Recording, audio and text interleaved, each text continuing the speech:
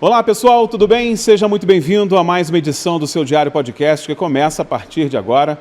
Já começo agradecendo a sua audiência, a sua participação da nossa última edição. Muito obrigado pela sua participação sempre pelas redes sociais.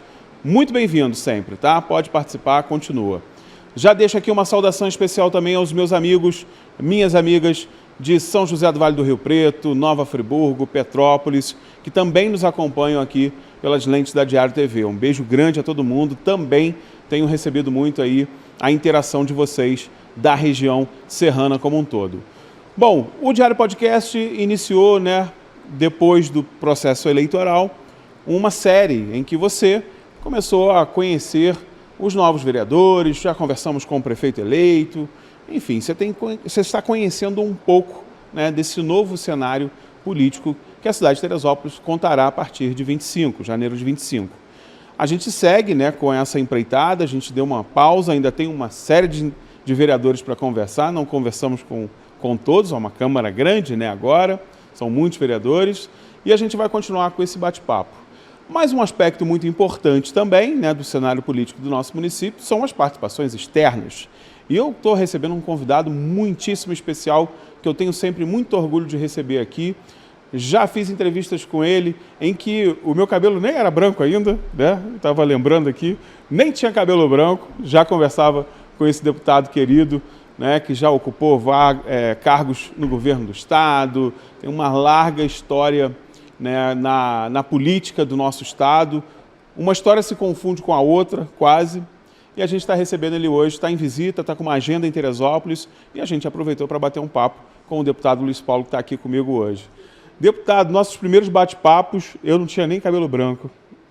Pois é, primeiro eu queria cumprimentar aí os seus ouvintes aqui da nossa querida região serrana, em especial os ouvintes de Teresópolis, legal, visto que estamos visitando a cidade mais uma vez no dia de hoje. Eu diria que você não tinha cabelo branco, mas eu já era careca. Deputado, antes da gente falar um pouco sobre esses novos desafios, que tem guiado, inclusive, as produções aqui do Diário Podcast nas últimas edições, eu queria falar um pouco da sua agenda hoje aqui, Você vem aqui para participar de um evento, de um amigo em comum muito importante, o professor Miguel, que é uma pessoa queridíssima aqui da região, uma figura muito querida, inclusive no meio dos profissionais aí da área do audiovisual, cinema e tudo mais, é um formador de profissionais. Eu queria que o senhor falasse um pouco desse seu compromisso aqui hoje. Hoje, às 18 horas, nós vamos estar com o professor Miguel, com quem eu tive o prazer de almoçar também no dia de hoje.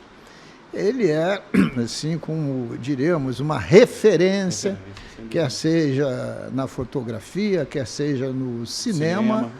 E até mesmo com inserção na vida ambiental do nosso estado. Está hoje aposentado, radicado aqui em nossa Teresópolis e merecedor de respeito, Então nós vamos ter um ato de entregar uma condecoração ao mesmo, e ao mesmo tempo que a gente valoriza essa figura tão ilustre do professor Miguel, a gente mostra a importância da cultura como um todo, da cultura, do turismo, para o desenvolvimento das nossas cidades e do nosso estado.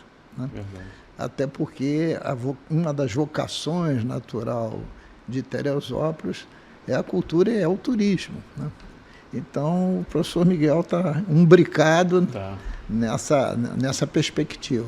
Está ligado diretamente nesse contexto, muito bacana. E com produções muito consistentes também, que fazem dele essa referência tão importante. Aliás, se você me permite te interromper, claro.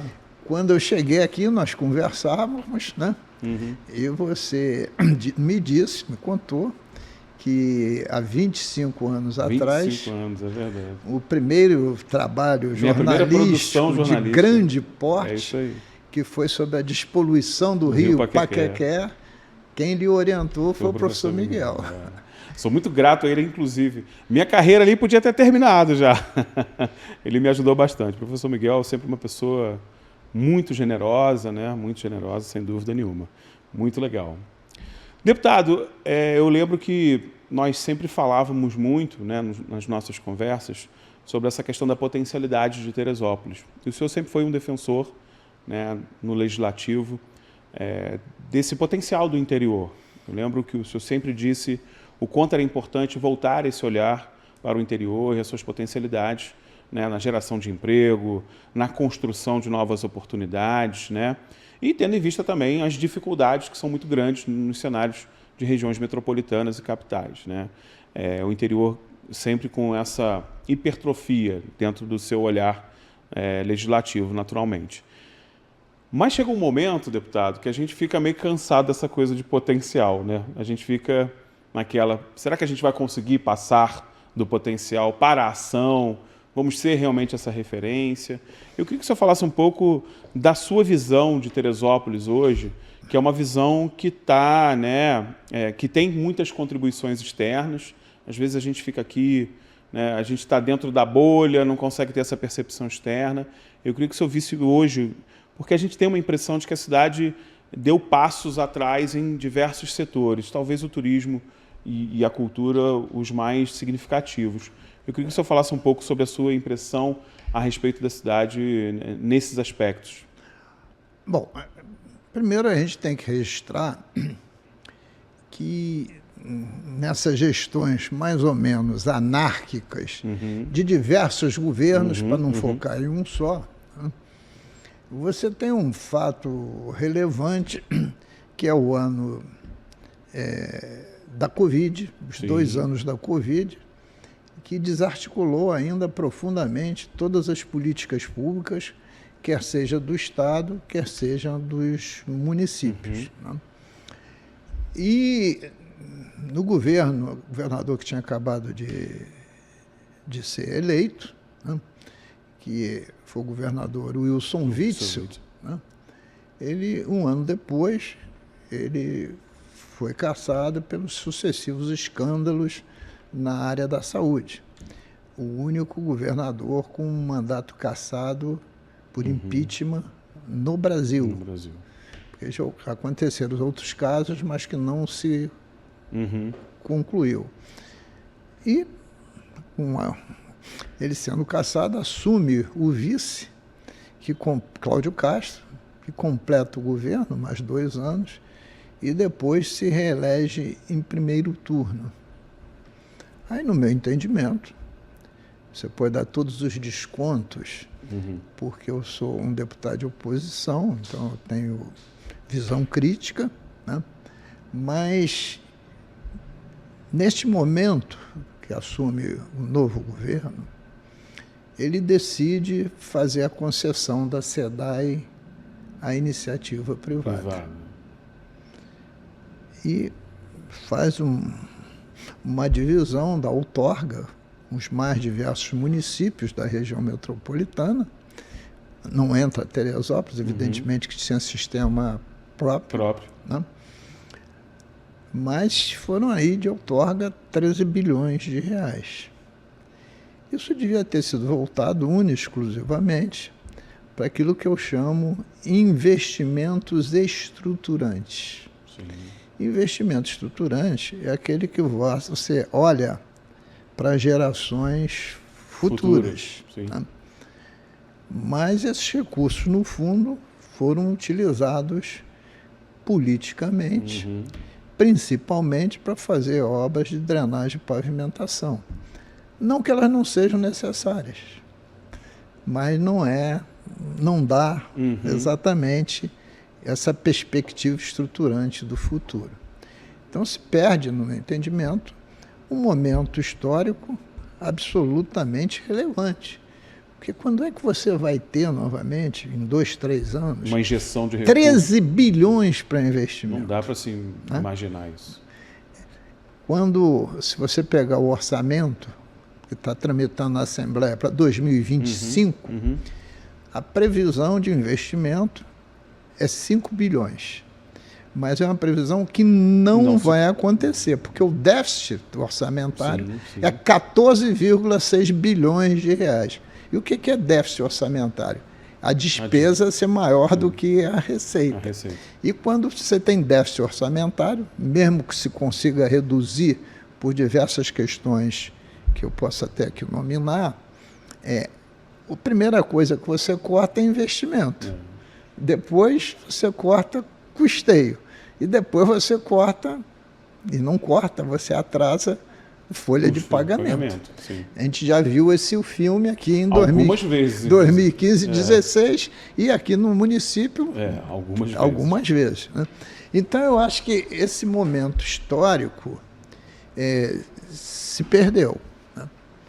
Outro momento histórico é que depois de anos de lutas, no final do governo Pezão e no início do governo Wilson Witzel, a gente conseguiu recriar tudo aquilo que a gente tinha imaginado sobre os conceitos de região metropolitana.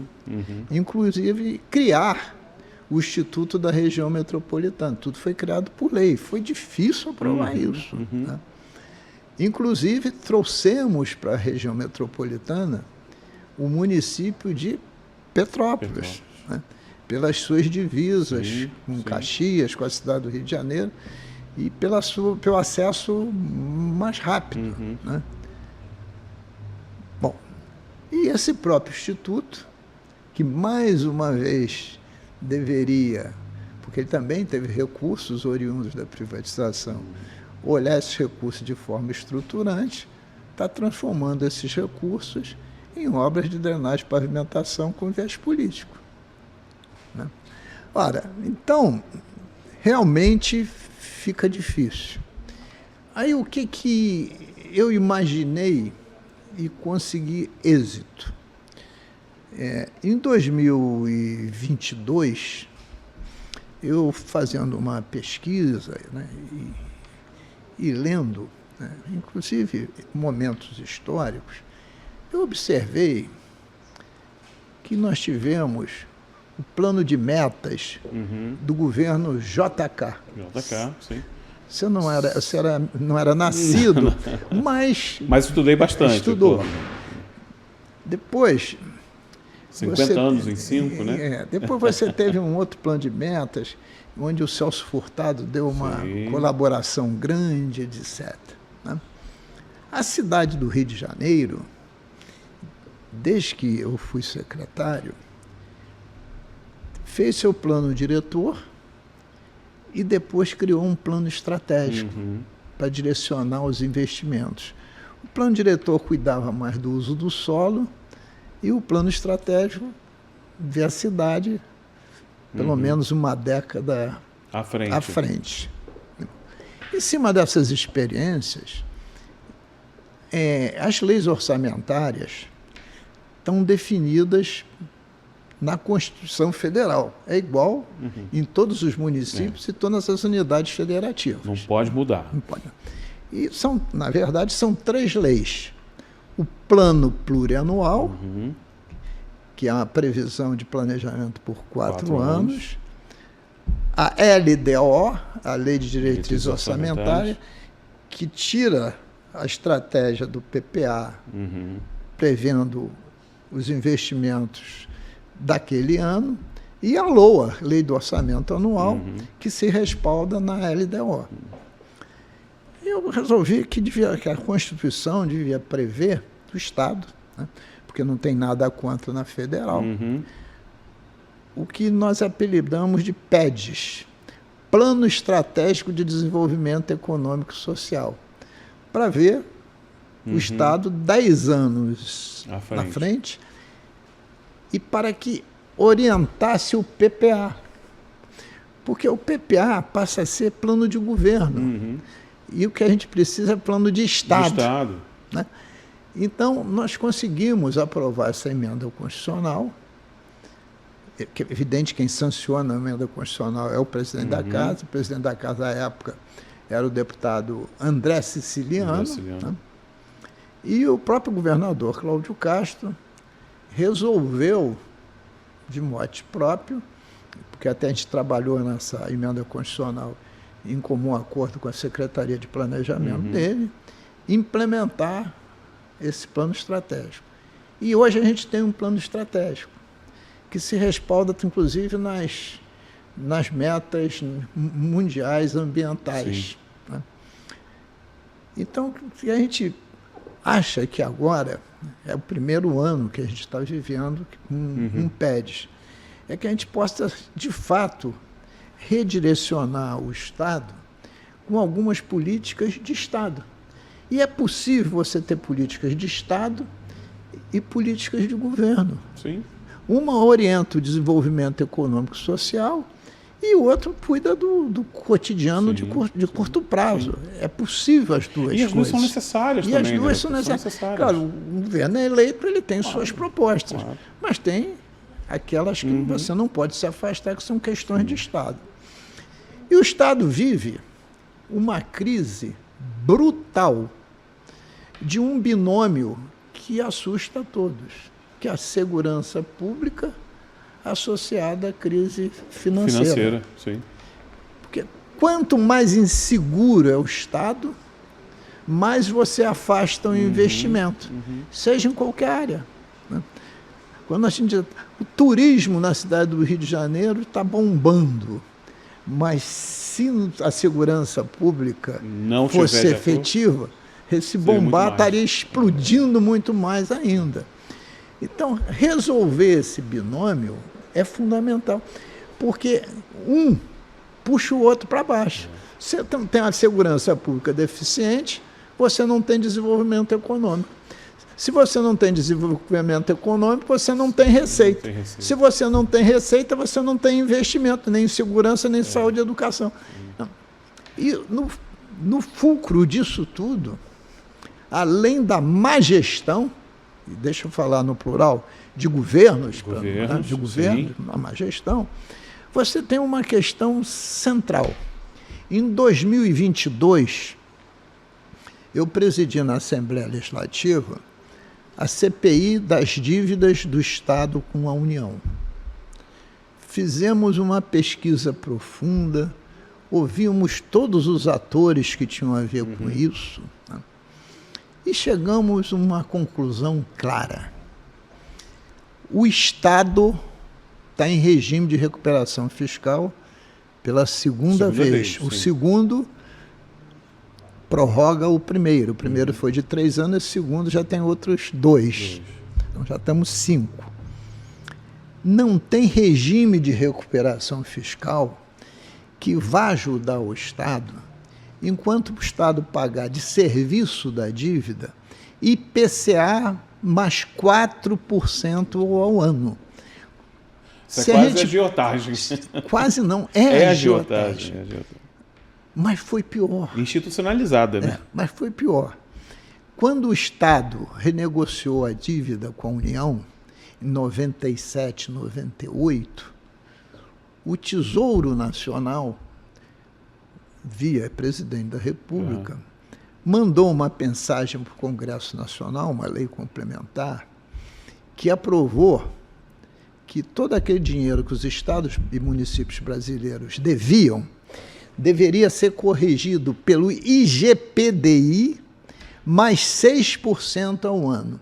IGPDI ninguém mais conhece, mas é um indicador de inflação, mas que tem...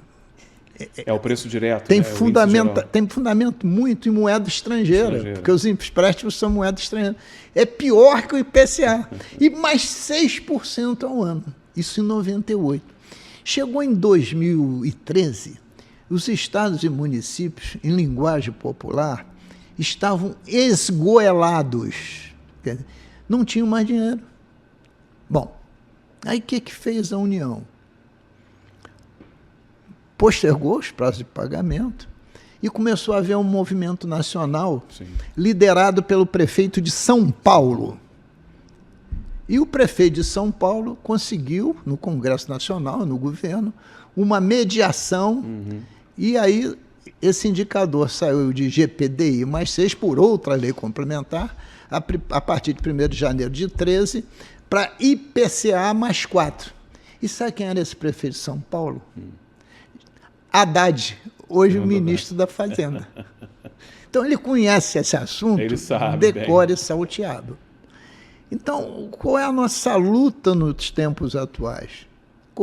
A correção monetária é justa, Sim. mas zerar o juro. E mais ainda, porque isso só não resolve. Vou te dar aqui números. Você retroagir a data de zerar os juros a 1º de janeiro de 13, que foi quando mudou a lei complementar. Sim. Eu vou dar um exemplo aqui do Rio de Janeiro, porque está em regime de recuperação fiscal diversos estados, mas os 3 mais notáveis são Rio de Janeiro, Minas Gerais e Rio Grande do Sul. Sim. E o Rio Grande do Sul numa situação horrorosa por causa das enchentes. Bom,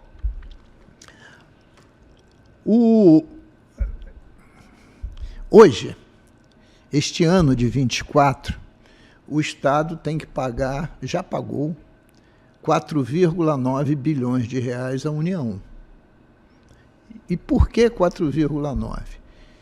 Porque ele entrou no Supremo, disse que não tinha dinheiro para pagar e não tinha. O orçamento de 24 estava deficitário em 8 bilhões e meio, quando foi aprovado. E o ministro Dias Toffoli deu uma medida liminar que ele pagasse à União esse ano o que ele pagou em 23. Então, esse ano, nós já pagamos 4,9 bilhões. Então, se o projeto de lei complementar 121, que foi feito pelo presidente do Senado, Rodrigo Pacheco, está tramitando, buscando o juro zero, mas não retroagindo, se ela for aprovada e nós conseguirmos, através da dívida ativa, fazer com que o nosso juro será zero, usar a dívida ativa para pagar a União, nós iremos pagar, em 25, 6 bilhões. Nossa. E se não conseguirmos aprovar, nós vamos pagar 11 bilhões e 800. Liquidou. Ou seja... Liquidou. Desse déficit de 14,8, 3 bi é déficit de gerência. De gerência. Os 11,8 é pagamento da dívida. Nossa. E aí fica muito difícil, deputado, a gente pensar em planejamento estratégico com uma situação... É como se fosse na nossa casa, né? Você está com o teu salário está em dia e tal, mas é como se o teu salário não desse conta daquilo que você deve e daquilo que estão te cobrando, né, gerando juros. É mais ou menos como o cartão de crédito faz com as pessoas, né? Mas olha só, quando eu falei que os princípios orçamentários constam da Constituição Federal, Sim. Né, ela é clara, mesmo o PPA com as suas fragilidades, a Constituição está dizendo, nós temos que ter planejamento. Tem que ter planejamento. Não há como nenhum município, nenhum estado crescer sem planejamento. Não tem como. Esse negócio de vamos que vamos, nem mais em jogo de futebol. Se você olhar o mundo, os clubes que têm recursos, planejamento, são os clubes que têm êxito. Na ponta, né? São eles vamos que vamos não dá mais certo. São os que mais têm resultado. Voluntarismo é bom, bonito, mas para a gestão pública não funciona. E a questão das prioridades também, né, deputado? Eu acho que muitos gestores têm pecado em elencar prioridades em detrimento a outras. Então, eu dou o exemplo de Teresópolis, né? Eu estava vendo esses dias aí uma publicação, somos a cidade mais inovadora dentre não sei quantas. De que vale isso se a gente está com a saúde precária, se a gente não tem, né, um serviço decente de zeladoria do município? Eu não estou falando nem de obras de infraestrutura, eu estou falando de zeladoria, limpar a cidade. A gente não tem. Então, que inovação é essa que você não cuida, não paga dívida, enfim. Elencar prioridades, eu acho que é algo que tem faltado a muitos gestores. Não sei se é essa a sua percepção geral lá. Não, olha só, nós temos dois problemas. De falta de planejamento, falta de recursos e capacidade de gestão. Tem muitos governadores e prefeitos que sentam na cadeira e acho que naquele momento descobriram o seu município ou o estado, que antes não aconteceu nada. É antes e depois daquela figura. Em né? vez de ter planejamento... Eu acho que aqui em Teresópolis não tem isso não, duvido. Antes de ter planejamento, tem um elenco de intenções ou de invenções. Sim. Então, e exatamente a distinção de você ter planejamento é que a política de Estado ela perpassa governos. Sem dúvida. E a política de governo é para respeitar o voto, né? E respeitar os desejos de quem está governando. Mas sem abandonar... Né? Olha, Petrópolis é turismo na veia. Teresópolis também. Teresópolis é gastronomia também. Sem dúvida. Tudo aquilo que já é natural de Teresópolis tem que estar nas políticas de Estado. Né? Não quer dizer... E Teresópolis também é cultura. Teresópolis também é tradição. Teresópolis começa a se desenvolver, praticamente, quando aqui chega no Brasil a família real, 1808. Né? Então, é um dos municípios que tem história de pioneirismo e tem, assim, um ecletismo de etnias. Sim. Né? Então, tudo isso de Teresópolis tem que ser respeitado. Né? A inovação tecnológica, mas a inovação tecnológica já tem muito mais caminho construído em Petrópolis. Sem dúvida. É só a gente pensar que o maior supercomputador do país está lá, né? Aí você vai falar, bom, então vamos para a indústria metalúrgica. Essa já é uma tradição mais de Friburgo. Friburgo, exatamente. Então, você tem que ver o conjunto da região. Não vai querer Teresópolis da noite para o dia ser maior produtor de aviário, né? Porque isso é São José do Vale do Rio Preto. Nem tão pouco, sabe? Aí eu acho que o senhor falou tudo. É entender essa vocação, mas colocá-la como um planejamento estratégico do município. Exatamente. Né? Eu falo sempre do nosso plano diretor agrário, por exemplo, que é uma coisa... Teresópolis produz, talvez... Né, eu sempre digo que é quase impossível você comer uma salada no Rio de Janeiro sem ter alguma coisa de Teresópolis, né? A não ser que você produza na tua casa, mas você comprou em algum lugar, tem alguma coisa de Teresópolis. Vai vir uma folha de alface, alguma coisa você vai estar comendo de Teresópolis. No entanto, é uma área, né, e eu sei porque eu trabalhei em campo nesse projeto, né, que eu coordenei, que não há nenhum tipo de planejamento pensado como um plano diretor mesmo. Eu chamo de plano diretor agrário porque é algo que a cidade precisa pensar. É gerar divisas num montante que a gente não consegue dimensionar. E muitos desses recursos que poderiam estar sendo reaplicados estão sendo perdidos, efetivamente, porque a pessoa que está lá ela não recebe uma capacitação suficientemente boa para entender que existem inovações tecnológicas que podem ajudar aquela produção, que ele pode ter uma linha de financiamento público para trabalhar aquela sua produção, que ele pode ter, né, as certificações, que são órgãos certificadores que vão dar mais respaldo para a produção, criação de selos locais, criação de novas regionalidades, novas centralidades. Tudo isso precisa ser pensado, mas precisa ser política, né, não de governo, mas política pública, né, de Estado. E efetivamente isso a gente não viu. Olha só, mas a desculpa é sempre a questão orçamentária, né? Não temos recursos para isso. Olha só, fazer plano estratégico não é tão caro assim, né? Caro fazer drenagem, pavimentação, chama contenção de academia para cota. conversar, né? Tem universidades. E você vê o seguinte, Congresso Nacional, possivelmente, né, a gente nunca sabe, até o final do ano, conclui as leis complementares que regulamentam a emenda constitucional da reforma tributária. Sim. Em 2032, que, do ponto de vista de política de Estado, não está tão longe assim, 8 anos, acaba o ICMS e acaba o ISS. Os dois se fundem criando o IBS, que é Imposto sobre Bens e Serviços. É um novo imposto. Tem um lado positivo para o nosso Estado, porque Se você cotejar o estado do Rio de Janeiro, com seus 92 municípios, com São Paulo, cotejar produção menos consumo, o maior consumidor do Brasil é o Rio de Janeiro. Rio de Janeiro, sem dúvida. Porque São Paulo, como é alto produtor, produtor consumo, produtor quase se iguala. Sim, sim. Então, é um ganho estratégico para a gente. Para a gente, porque o Rio de Janeiro é bom. Tudo será tributado no destino. Né? E o destino, nós somos consumidores, é ótimo, deixa de ser na origem. Bom, isso é uma coisa. A fusão do IBS com o ISS, para o município da dimensão de Teresópolis, deve dar ganho de escala. Uhum.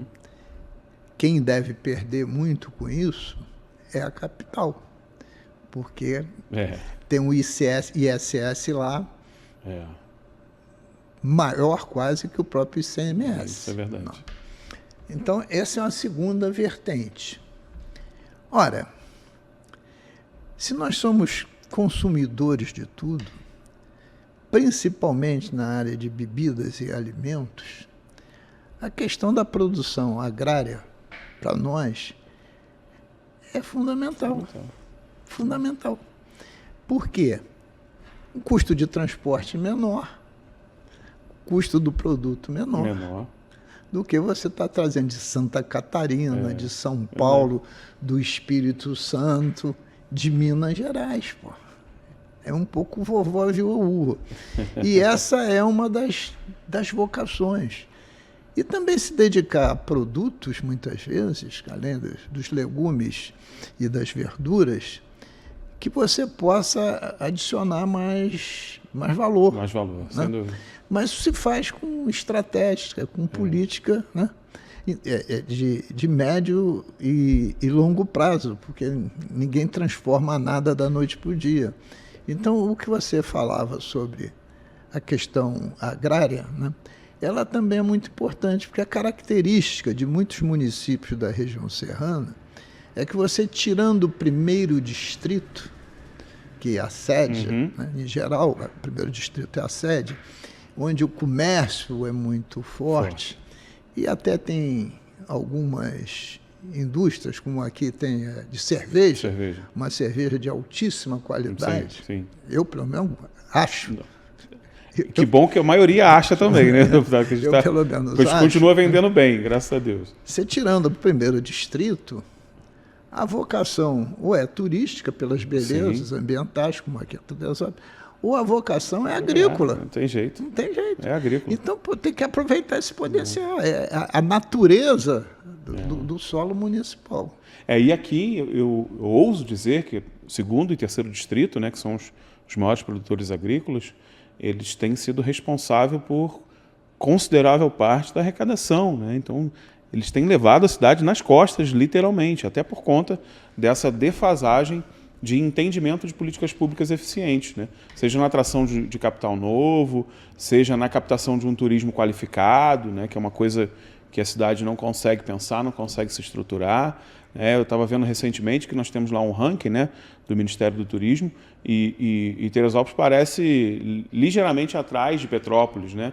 Tudo bem que tem as questões dos museus, né, que acabam pesando muito, mas se você for colocar na ponta do lápis, né, por que Petrópolis está tão à frente assim, né, de Teresópolis nessa luta pelo turismo qualificado? É porque lá você tem uma fundação de turismo, né, que pensa o turismo, mesmo com todas as dificuldades, mas tem uma estruturação que Teresópolis nunca conseguiu fazer, nunca conseguiu botar. E aí entra nessa questão do planejamento, né, deputado? O planejamento não pode ser algo apenas para apresentar em reuniões com cafezinho e água gelada, gente.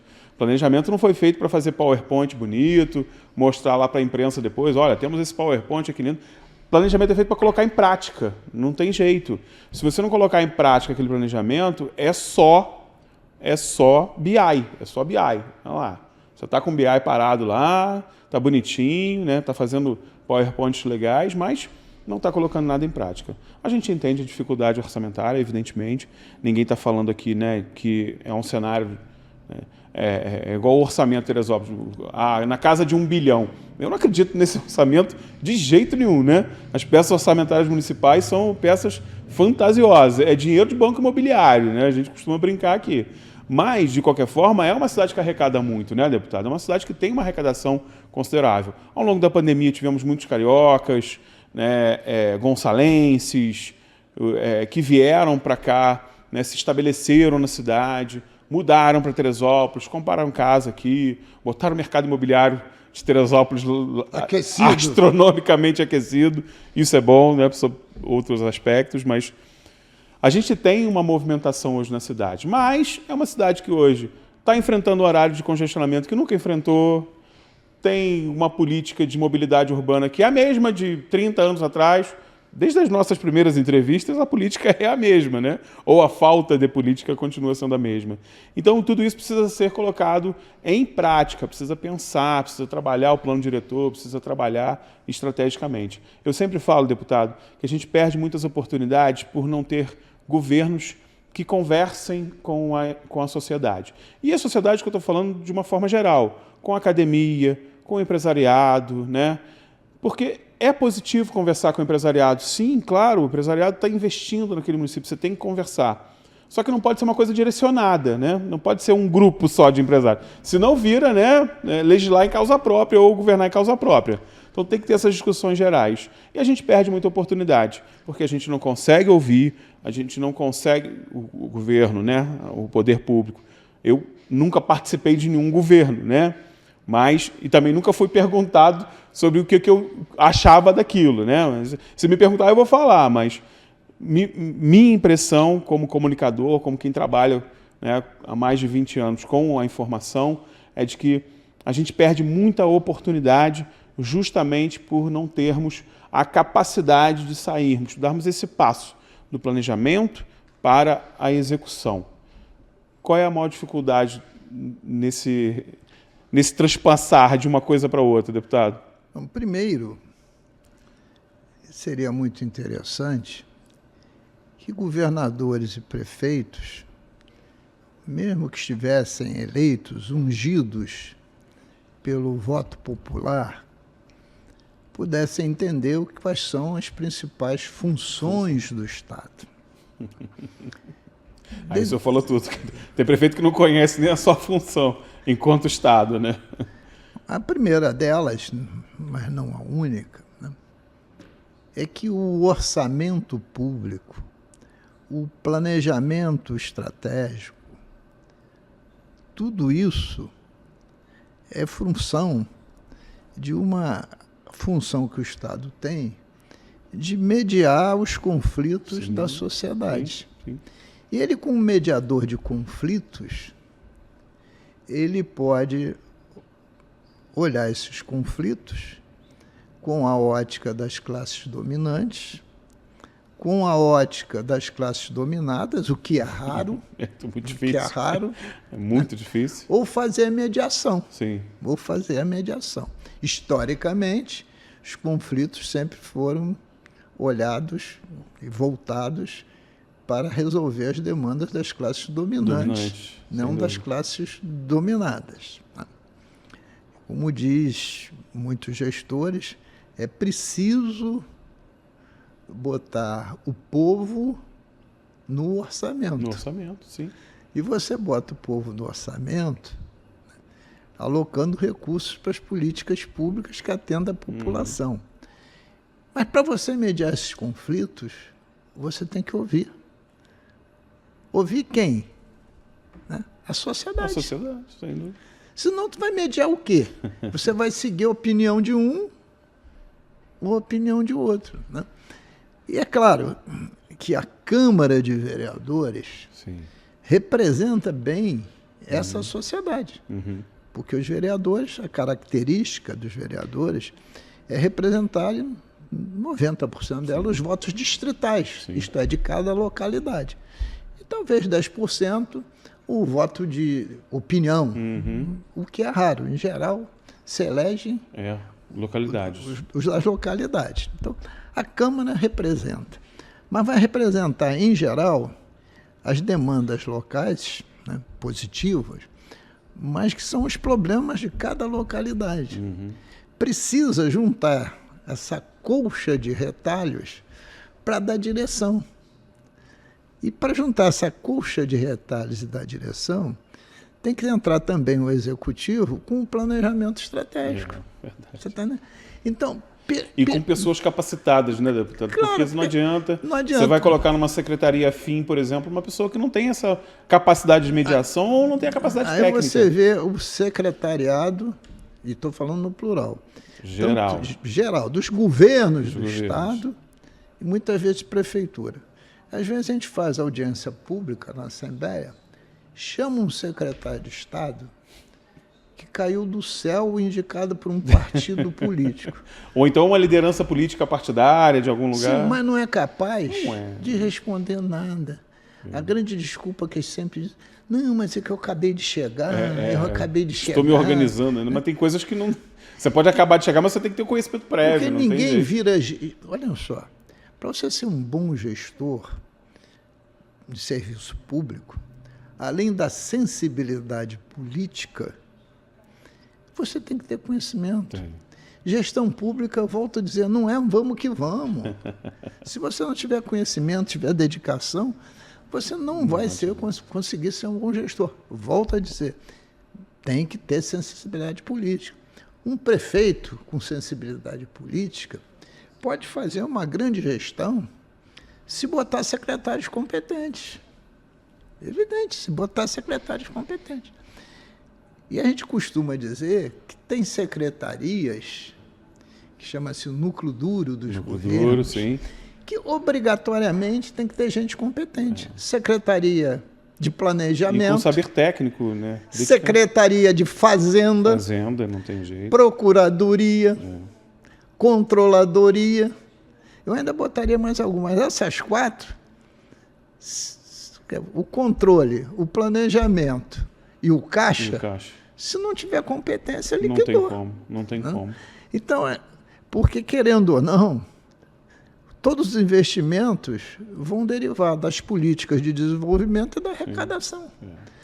E também você precisa saber correr atrás do dinheiro. Pois é.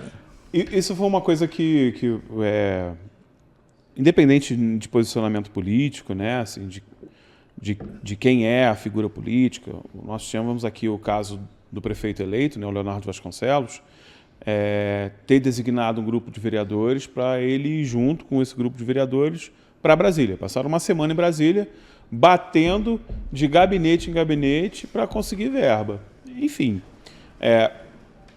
eu não estou falando aqui da pessoa do Leonardo, nem dos vereadores que estavam lá, mas é isso que se espera, né, de um prefeito que está chegando no cargo com uma situação bastante crítica do ponto de vista orçamentário, né, e de recursos para tocar esse governo, num orçamento que nem é dele, né, que ele está assumindo um orçamento que, apesar dele ter ajudado porque ele era o presidente da Câmara, mas não é um orçamento que é dele, de certa forma é isso que se espera. E tem prefeito que não faz esse dever de casa, né, não tem essa articulação.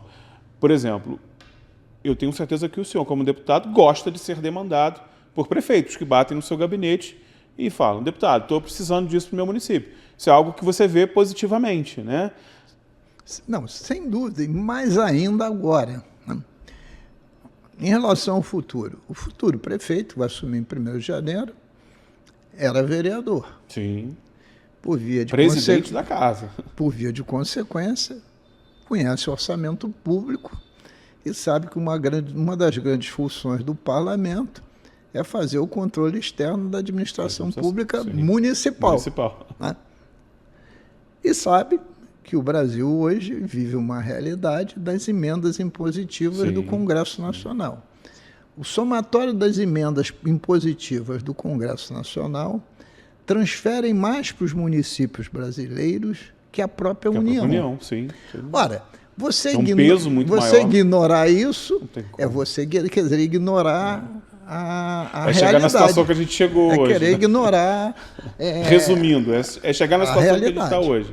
Então, a nossa Constituição diz que nós somos a República Federativa do Brasil. Artigo 1º. mas na verdade nós somos a República Unitária do Brasil. De tudo que o Estado do Rio de Janeiro arrecada, de imposto de renda, todos os impostos, só fica aqui 8% a 10%. 90% vai para a União. Então, a emenda impositiva é uma das formas, né, parte desse dinheiro voltar. Então, tem que ir lá e conversar com os senadores e deputados federais mesmo, principalmente e fundamentalmente da nossa bancada. Afinal, do Rio de Janeiro tem 3 senadores e 46 deputados federais lá em Brasília. Evidentemente, independente de partido político, a segunda articulação é com o governador do Estado. Sim. Por mais que o Estado tenha quebrado, a situação do Estado ainda é melhor, olhando o futuro, que a maioria dos nossos municípios. Sim. Tirando a cidade do Rio de Janeiro, não tem nenhum município nadando de braçado. Eu diria Maricá e Saquarema, porque tem um rol de participação especial, e um pouquinho Macaé, assim, absolutamente desproporcional, né, em relação aos outros municípios. Então, também tem que se relacionar com o governador e com a própria Assembleia Legislativa, que está iniciando também o processo de emenda impositiva. Sim. Pouca coisa, 2 milhões por deputado. Mas muitas vezes 200 mil reais... já faz a diferença. Faz um planejamento estratégico, né? Pois é. Faz um planejamento estratégico. Já consegue arcar com a despesa então, disso. Esse relacionamento é fundamental. E um terceiro, para diminuir os custos, porque não é só receita, custos, é os municípios da região serrana, em muitas áreas, se consorciarem. Claro que já existe o da saúde, mas efetivamente funciona? Não. Não funciona. Né? Então, por quê? Se você junta esforços, você vai gastar menos para tentar ter melhores resultados. E por que eu falei a saúde? Porque com essa briga que está havendo entre o Congresso Nacional e o Supremo pelas emendas impositivas, essas emendas impositivas, obrigatoriamente, 50% vai ser para a saúde. Sim. É muito mais fácil unir um consórcio da região serrana. Para poder brigar. Para brigar do que um a um. Né? Então, você veja que é necessário que um prefeito cumpra esse ritual. O prefeito eleito, evidentemente, tem essa experiência e seguramente vai percorrer esse caminho. Não só ele, como outros. E deve percorrer mesmo. E deve percorrer. Porque se a gente é uma federação no papel, mas na prática nós somos um governo unitário, você tem que correr atrás onde está o dinheiro. Você tem que ir onde está a fonte desse recurso, né? Não tem jeito. E, evidentemente, maximizar os teus recursos próprios, que é ISS e IPTU, e a quarta parte do ICMS, são os recursos mais fortes municipais, né? Tentar fortalecer isso tudo, rever planta de valores de PTU, ver se os seus índices de participação no ICMS estão corretos, brigar por eles, etc, etc. Né? E você também, né, por isso que eu falei lá atrás na controladoria, você tem um controle efetivo das despesas. Né? Porque dinheiro tão difícil de arrecadar não pode ser jogado pela janela, né? Mas isso não está acontecendo aqui, deputado. Acho difícil. Deputado Luiz Paulo, queria agradecer demais a sua participação aqui. É sempre uma aula. Eu sempre saio daqui com muita coisa nova, né? A gente que gosta um pouco, né, ou muito de gestão pública, né, de entender a cidade como um todo, como um órgão social, ouvir, né, de um deputado com tanta experiência de vida, experiência administrativa, legislativa, é sempre uma aula e eu sempre encaro, sim, dessa forma, é sempre um prazer. Volte mais vezes, tá? Eu sei que você é apaixonado por Teresópolis, não só pela cerveja, né? Pela cidade como um todo. Procure novas agendas para cá, tá, Pedro? Arruma mais agenda para o deputado vir mais vezes, para a gente conversar mais, tá? É sempre um prazer. E agradecer demais aí a sua disponibilidade em fazer essa pausa na tua agenda para a gente conversar aqui um pouquinho. O Anderson Duarte, eu que agradeço mais uma vez o seu convite. Com grande prazer que conversei sobre esses temas, mas principalmente porque estou sendo entrevistado por alguém que é, evidentemente, um homem de mídia, né? Mas tem toda a habilitação para um dia sentar num banco de gestor público. Obrigado, deputado. Eu agradeço, né? Quem sabe um dia. O futuro é incerto. Exatamente, né? Exatamente. Agradeço mais uma vez a sua gentileza. E a você que nos acompanhou até agora, muito obrigado, né? E mais uma vez, né, dizendo, se você está acompanhando um dos nossos recortes, não esquece de compartilhar lá no grupo do WhatsApp da família, da empresa, da faculdade. Vamos compartilhar muito, sem moderação, para que a gente chegue com esse conteúdo completo ao maior número de pessoas possível. Mais uma vez saudando os meus amigos dos municípios vizinhos de Nova Friburgo, Petrópolis, São José do Vale do Rio Preto, que também nos acompanham aqui na Diário TV. Um beijo super especial à nossa equipe aqui, Gilberto Oliveira, que sente uma falta do Anderson Duarte aqui terrível, gente. Ele fica nervoso. Enquanto eu não chego aqui para gravar, ele não sossega. Beijo para o Gilberto, Júnior, Juliana. Hoje estou tendo o prazer da presença da Nina aqui também, Nina Benedito, maravilhosa, que você acompanha aí, né, nas páginas do turismo do nosso município e região. E convidar você, que você já sabe, né? A qualquer momento o Diário Podcast está de volta com um assunto diferente, ou então nas nossas empreitadas políticas aí, que você sabe que são sempre importantes. Um beijo grande no seu coração e até a próxima.